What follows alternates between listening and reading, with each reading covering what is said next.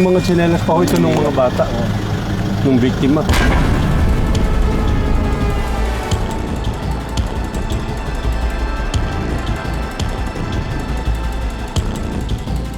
Sumisigaw na lang po ako ng sumisigaw na sana po ayaw po yung mga anak ko, buhayin niyo yung mga anak ko. Tapos hanggang sa isa-isa na po binabalita. Tapos yung pakiramdam po na sana nananaginip lang po ako na maya gigising ako.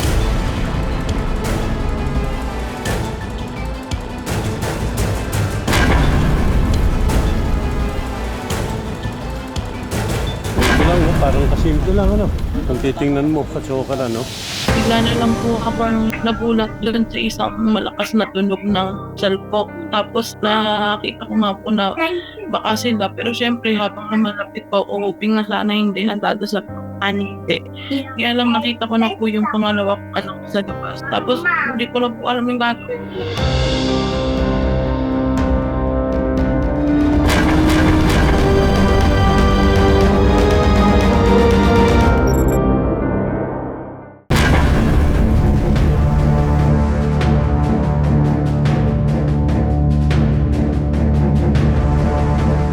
Days po ng pagkamatayan po nung bali-balain ng asawa. Tapos ang sakay po namin is isang tinggel at isang tricycle. Bigla po yung asawa. Tapos pumesto po kasi siya sa tricycle.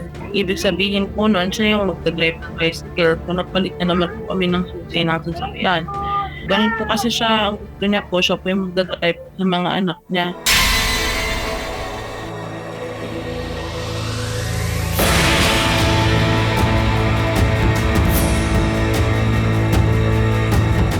Kahit yung mga tsinelas pa ko ito ng mga bata, nung biktima. Bigla na lang po ako nagulat doon sa isang malakas na tunog ng salpok. Tapos nakita ko nga po na baka sila. Pero syempre habang malapit pa uping na sana hindi. Kaya lang nakita ko na po yung pangalawa ko anak sa labas. Tapos hindi ko na po alam yung gagawin.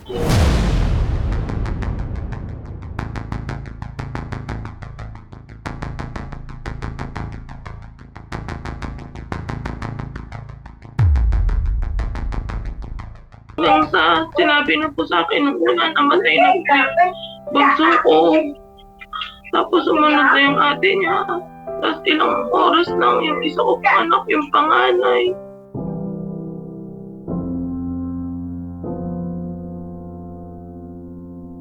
Hindi ko po alam yung gagawin ko para po ako nababaliw na hindi ko po alam.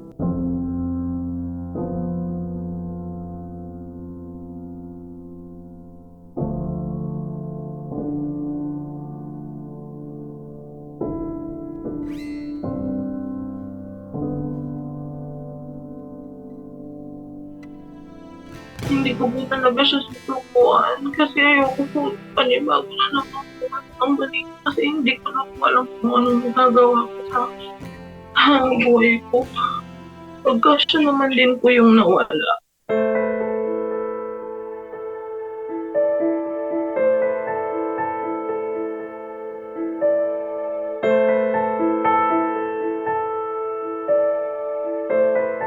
Yung pakiramdam po na sana nananaginip lang po ako na maya gigising ako na magiging okay sila. No, masaya na uli po kami dito sa bahay.